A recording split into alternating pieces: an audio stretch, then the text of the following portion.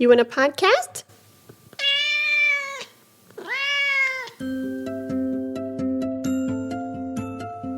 Hey there! Welcome to Flute 360, the podcast that reminds you everything is connected. I'm Dr. Heidi Begay, flutist, educator, creative entrepreneur, and follower of Christ. Here, we explore the full circle, the 360 of your life as a musician. Because who you are as a person shapes who you are as an artist. And the lessons you learn outside the practice room are just as vital as the hours with your flute in hand.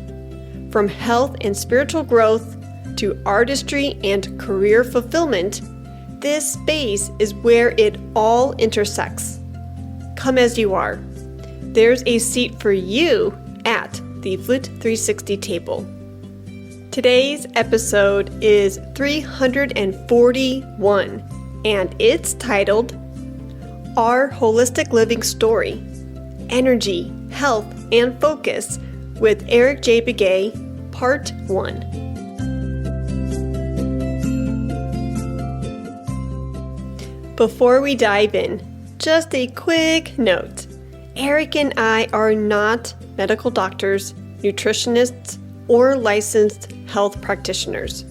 We're simply sharing our own experiences and what's worked for us. Please do your own research and always consult with a qualified healthcare provider before making any changes to your diet, exercise, or lifestyle. Thanks. Hey there, Flute 360er. Welcome back to another Flute 360 podcast episode. Thank you a trillion for clicking play. We are so glad that you are here. We are going to dive in more into this amazing health topic discussion that we started with episode 340. So if you have not heard last week's episode, go back, check that out.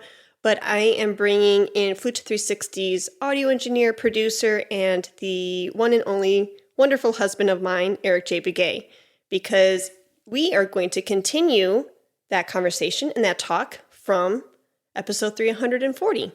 Reason being is because not only is Eric my life partner, but he is also my coach and workout buddy and partner in everything that we do.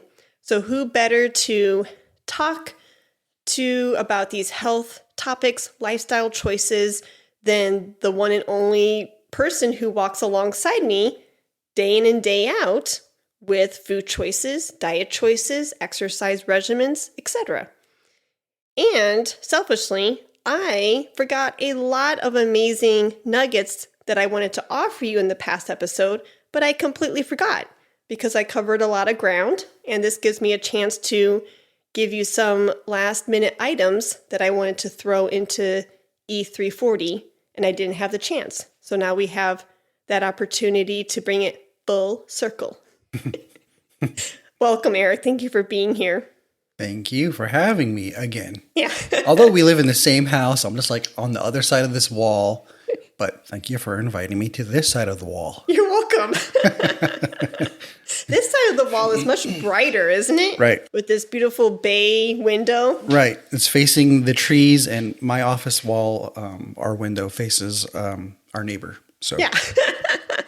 I definitely have the better of the two offices. So thank you for being unselfish and giving me this space, since my flute students could come walk right in from the front door. Right. That was very kind of you. Thank you. Now, on another note, I would like to give a disclaimer. I am not an expert in any kind of health. Go visit your practitioner and have them give you the spiel. So take this as advice, but not as professional advice. Perfectly said. Thank you. Now I do not have to do a polished outro of disclaimer. Listen to your pediatrician or health practitioner or holistic doctor. Right. Yes. Piggybacking off of what Eric just said, we are talking about resources and research we have conducted in our own individualized, personalized world.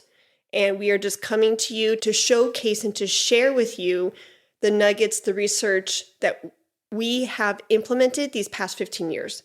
And we're just coming to you as we feel like, and I don't want to put words in your mouth there, but you and I have seen a lot in terms of health changes, health concerns these last 15 years.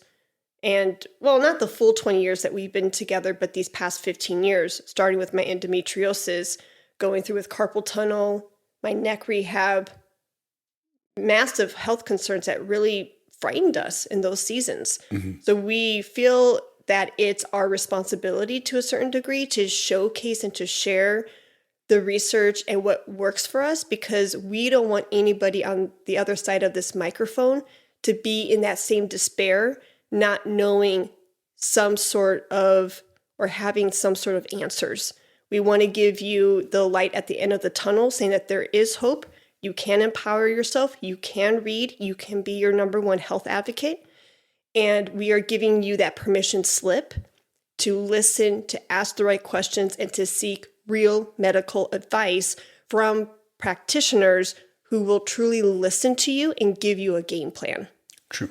That is our heart, is just giving you the testimony really too of what God's done for us. Because we look back in hindsight, and a lot of times when Eric and I are talking over the dinner table, having supper, and we reminisce on past seasons, we always at some point are just so joyful and so thankful that God brought us through those past seasons, and he gave us either the right person, the right handout, the right resource, the right book, the right friend to lovingly come alongside us and teach us something we didn't know yet. And in all honesty, maybe you can take it from here with this sentiment. In all honesty, the seasons where I've been in tremendous pain, talking to that Heidi and reliving that, I wouldn't wish that pain on anybody else. And I wish that Heidi didn't have to go through it. And at the time, I didn't want to actually endure those valleys. Right. But now, 5, 10, 15 years post-season, looking back, I am so thankful without a shadow of a doubt that I actually went through those past seasons, because it taught me to be more resilient. It taught me to lean more in on God. It taught me to listen to you being my air quote coach and my partner, my husband, lifting me up and empowering me and saying, we can do this. And if it wasn't for those seasons and grabbing the right resources that we needed, we would be in a worse off state now without that information. Right. Wouldn't you agree? No, I agree. And I think if we were to go back in time to 2009, when you were experiencing tremendous pain, pelvic pain, and possibly the, I guess, oncomings of endometriosis and maybe even worse than that, I think what happened was we had family friends that you had spoken to who were more health conscious than we were at the time.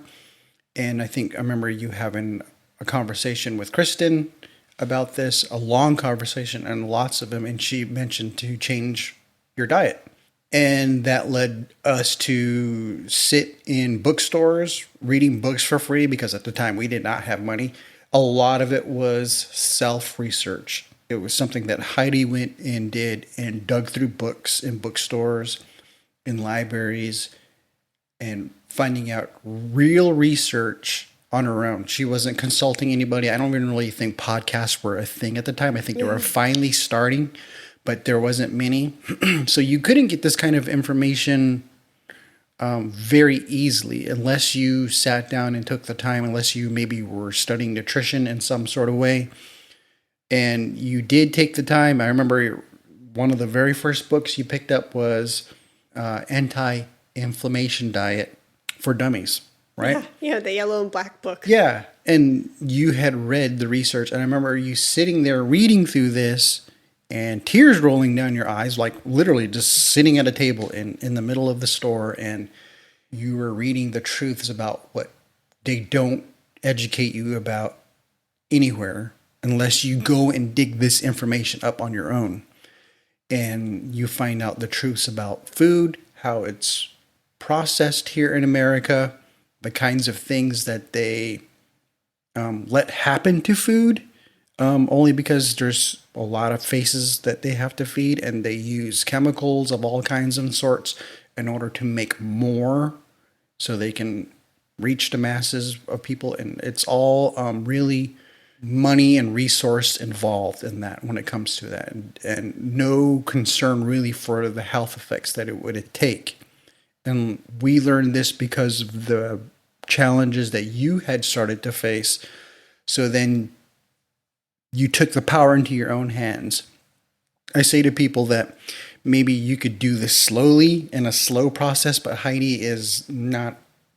I don't layer in things very well. We literally went back after reading that book, maybe after 2 days. We went to the refrigerator, and anything that was not a good ingredient that was in our freezer or pantry went all into garbage. Yep. Whether if it was an open container, still half.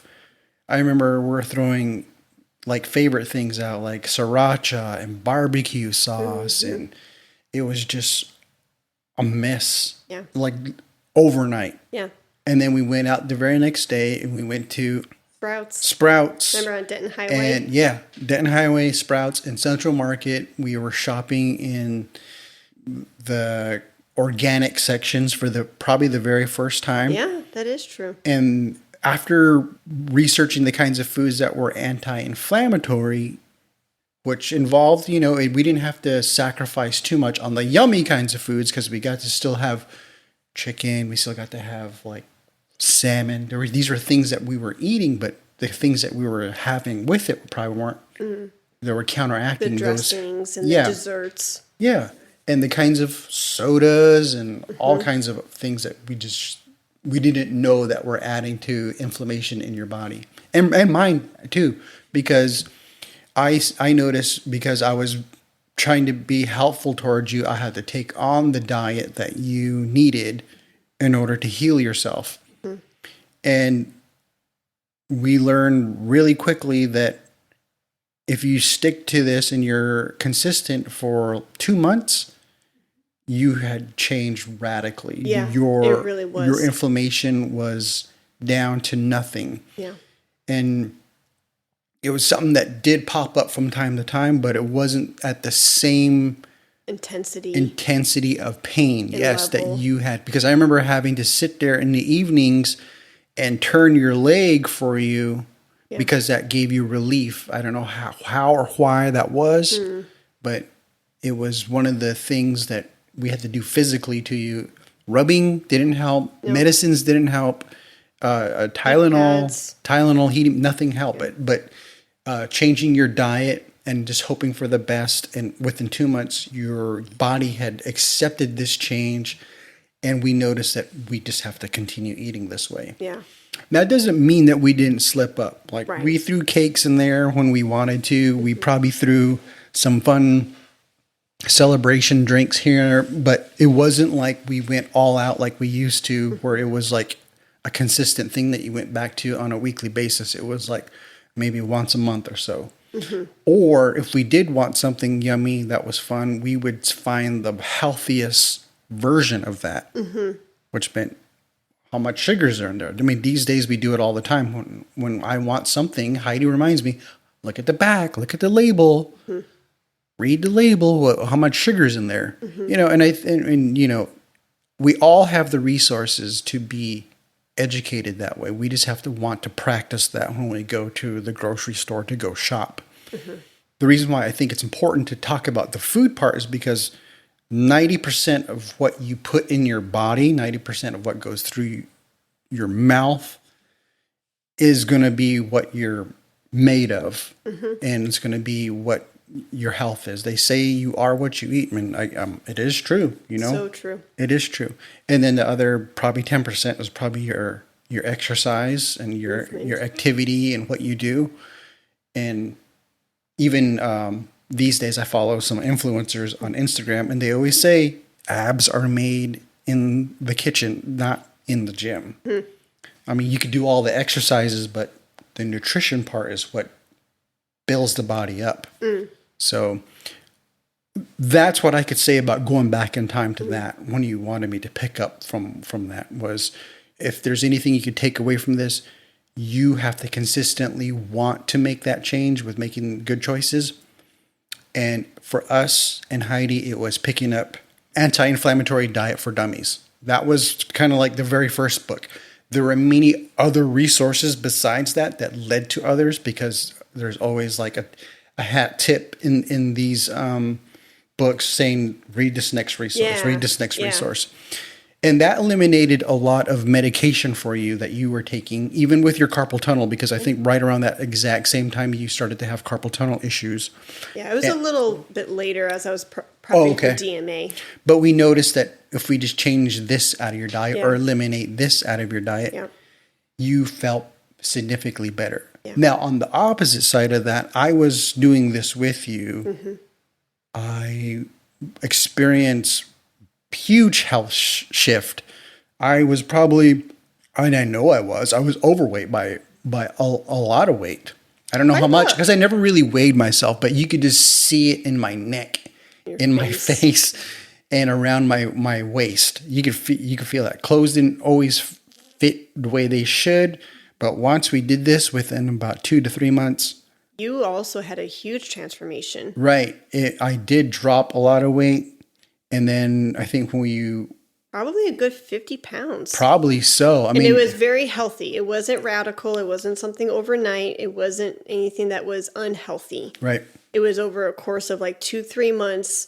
The weight started dropping. And even just like your body changed dramatically. Like when you started layering in and changing things slowly for your own diet.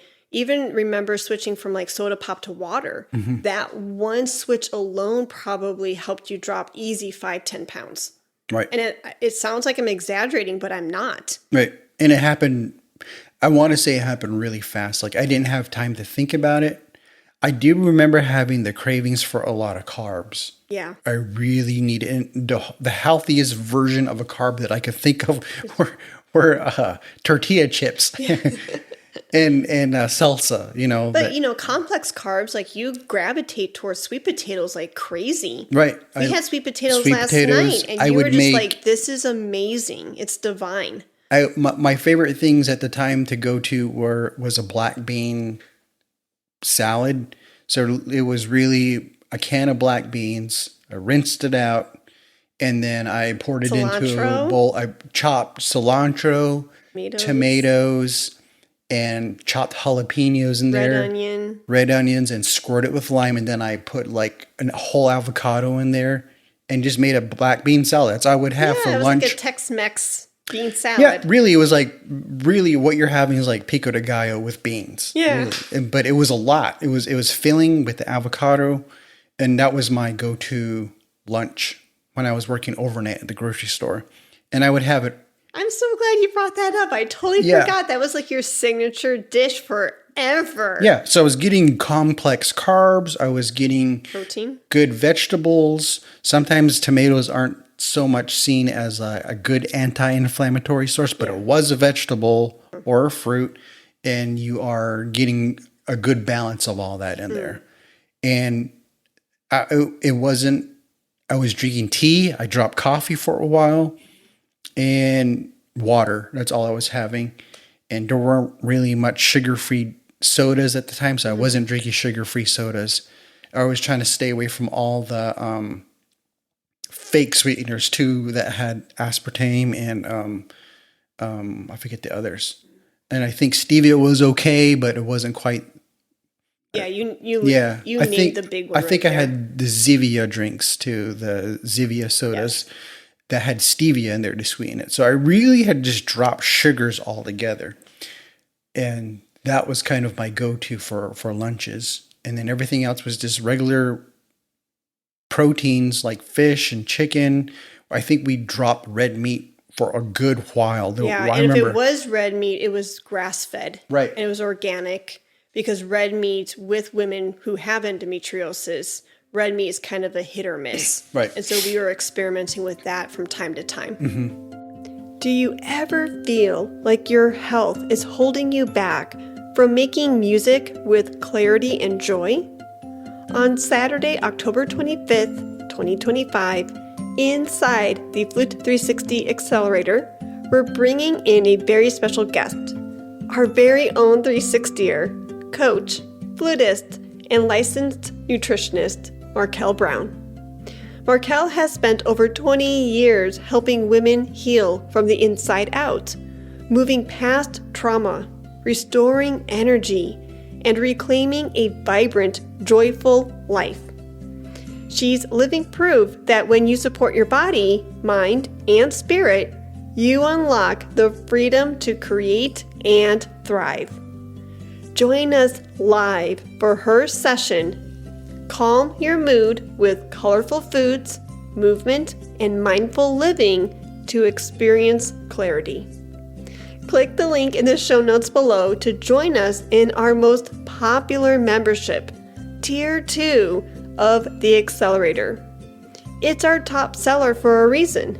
You get to participate live, ask your questions, and enjoy powerful perks that help you thrive as a whole musician. Don't miss this chance to get practical health tools that transform how you show up, both in life and in music. And nowadays, I mean, since you were on that diet, you had stayed away from those kinds of things for quite a long time. It was years. Yeah. We had stayed in that kind of diet, training ourselves to, and we just got used to it. But when we would step out of that to have like a yummy cake here or there, you could taste the difference. Yeah. Like your taste buds don't want those Fake sweeteners or those sugars, those even like the store-bought sugars. Let's fast forward to 2 weekends ago, right, when we were doing a piñata at our niece's birthday. Right. And my mom handed Eric a Kit Kat bar. He's like, oh, what the heck? I'm at a birthday party. It's my niece's birthday. Let's live a little. He took one bite of that, looked over at me, and his face was just purely disgusted. He literally stuck his tongue out and he's all, yuck. This is gross. So to give you hope, if you are listening to this and you're like, oh my gosh, Heidi and Eric are suggesting that I drop my goodies that are refined sugar, I'm going to miss it so much.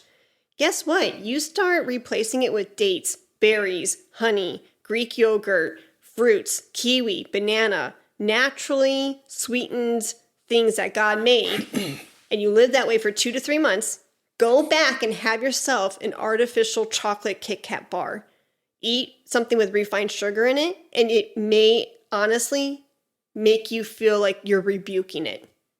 It really was surprising. It didn't even, I mean, they say milk chocolate, but it really tasted like sugar with fake chocolate flavoring. You even said chemical. Yeah. This tastes like a chemical. I'm eating chemicals. Yeah, and I usually don't ever have regular candy bars like that. That Kit Kat bar was the first conventionally wrapped man-made chocolate treat that you've had probably easily these last 2-3 years. Besides the very dark chocolate that we would get. Yeah, 72% or higher. Yes. So if you are a dark chocolate connoisseur and you're like, oh, I can't give up chocolate. Oh my gosh.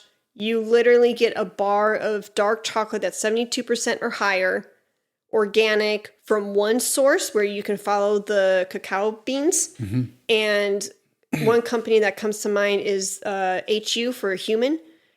They have amazing flavors. Hazelnut butter, chocolate mint, and real ingredients. And the amount of added sugars is very limited, 72% or higher for the dark chocolate content.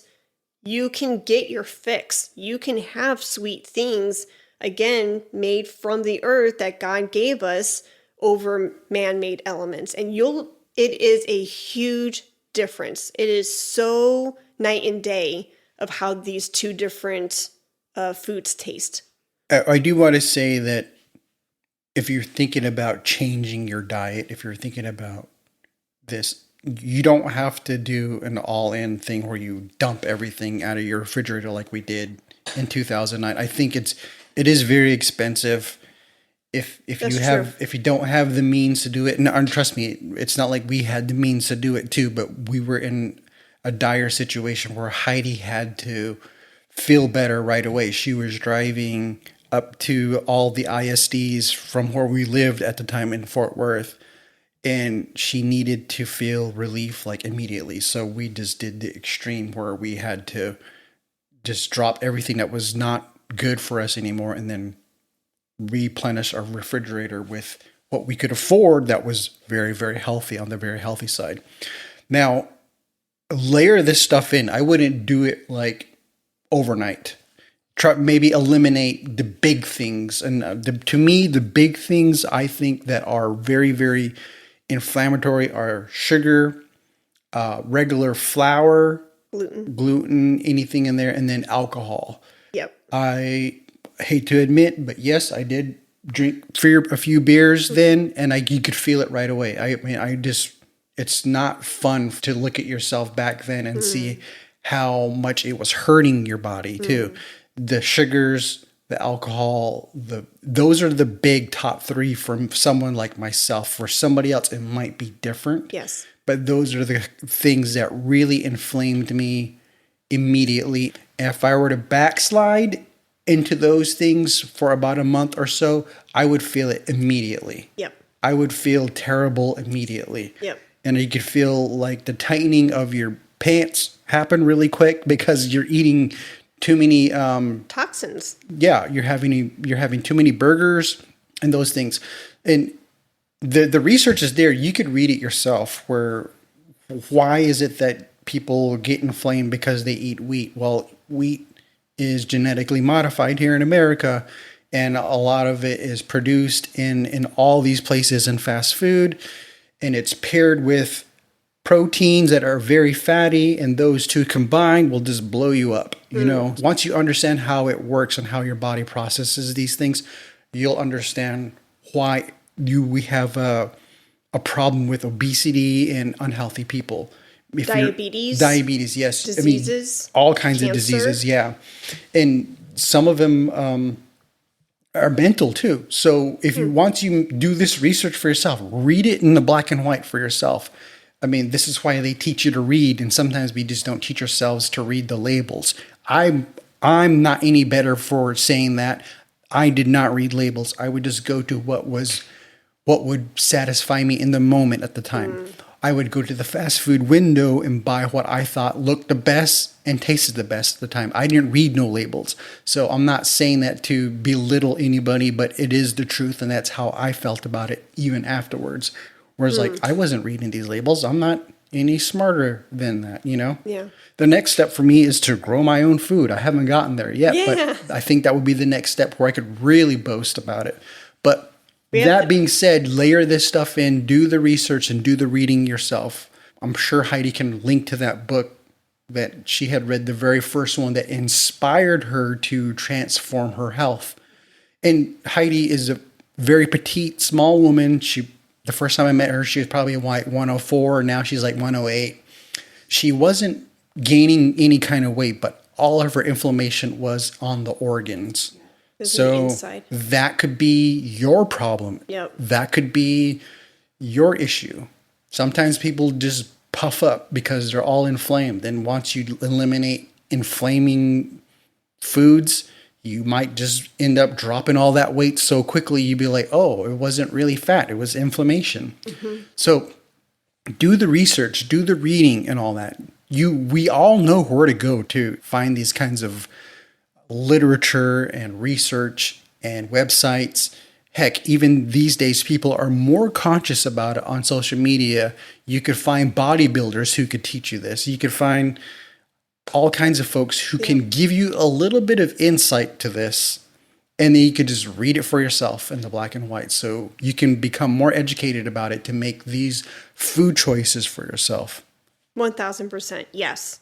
And I love listening to your perspective and you giving this other angle. And that's why I want to have this conversation with you today. Because in 340 and other past episodes where I talked with Kristen and I did other health-based episodes, you and I have never really sat down and talked about our journey together. And to hear your perspective as my husband saying, I was literally in the valley with you, in the weeds with you, reading these books with you, experimenting with you.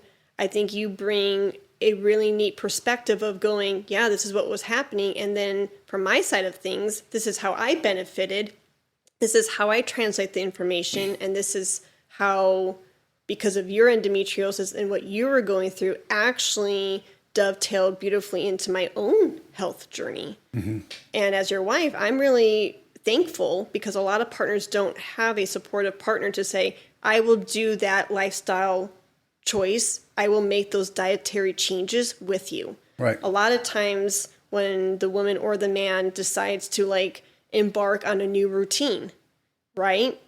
The other partner could say, okay, have fun. Bye. I'm going to stay in my ways because there's nothing wrong with me, right. Which you could have easily done because initially just like looking at it, you weren't in pain. No. But actually in hindsight, if we look back to old Eric at that origin point of that pivot for me, because I was in a detrimental stage. I mean, because we went home to get prayers done. And when that pastor laid hands on me and he talked to us afterwards, he basically was saying that this was turning into ovarian cancer. Mm-hmm. Right. And I've never shared that before on air, but it's the right time to do it because I'm in the headspace of writing this holistic 360 book. And I say that again too, because all of this goes back to God and what he gave us. Right. And this is a testimony in his testament of what he did for us. Right.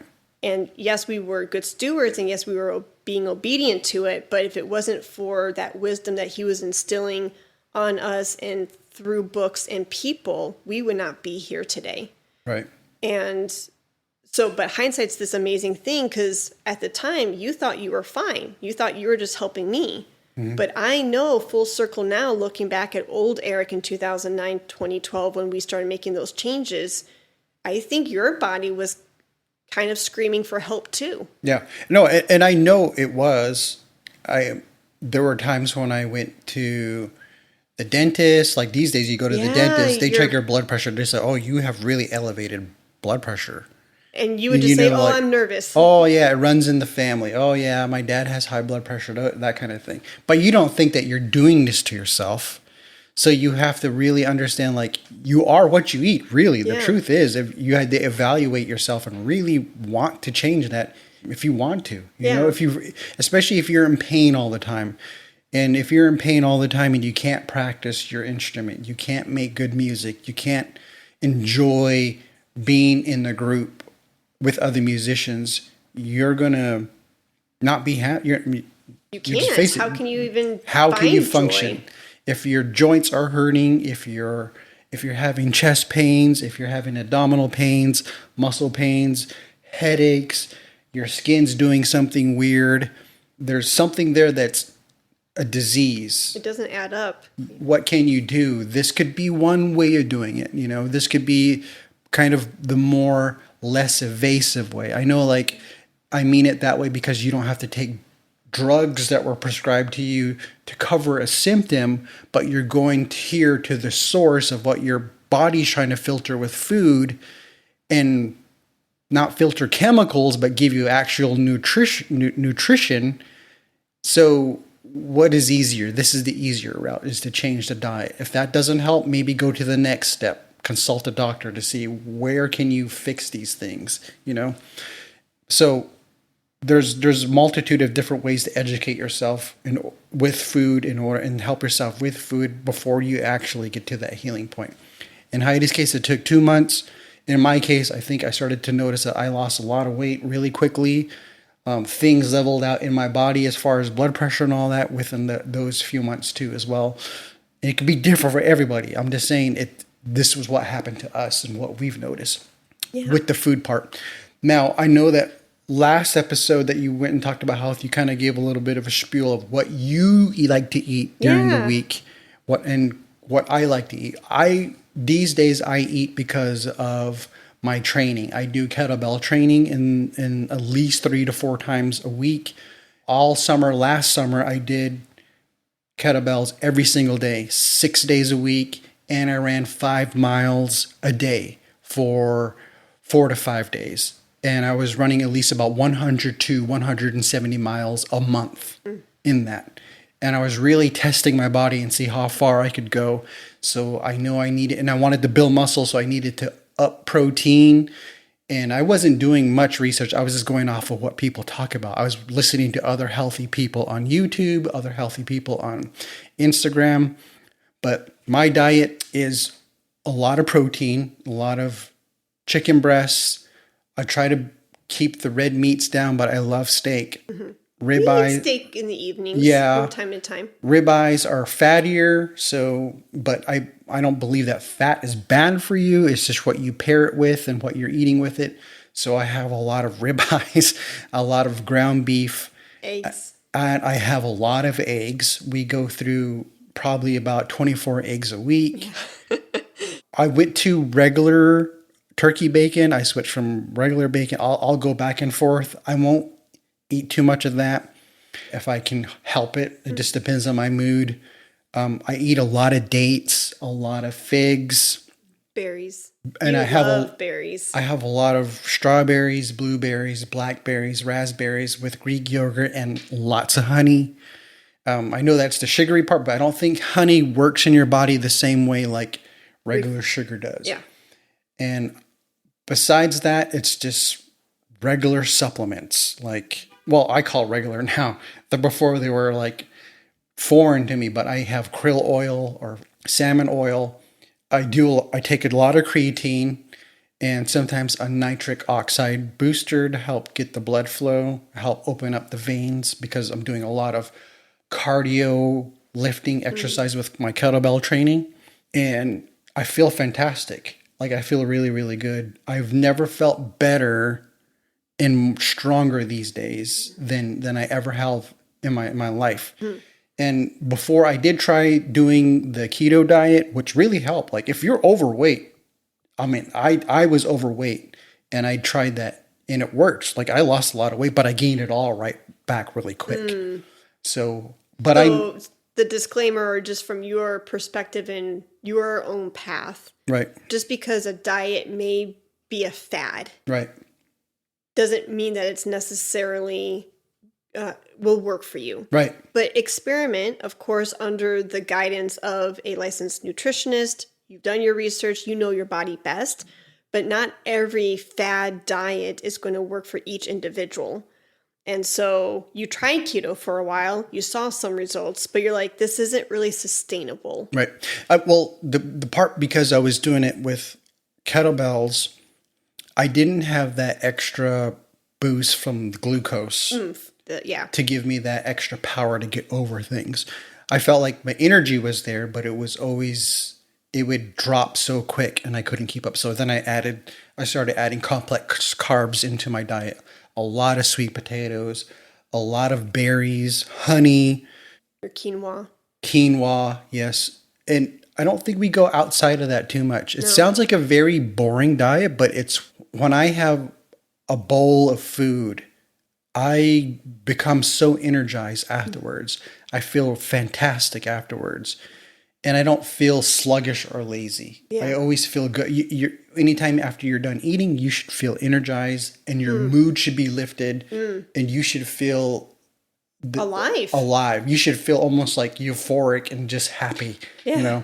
Of course, that's what food is for and to give you energy. But yeah, that's usually how I feel. And I know if I ate something bad, it's because it was indeed probably chemical latent and all that too. And, I make those silly choices. I'm not perfect. Every now and then I go to a birthday party, I'll have a slice of cake because I want to celebrate.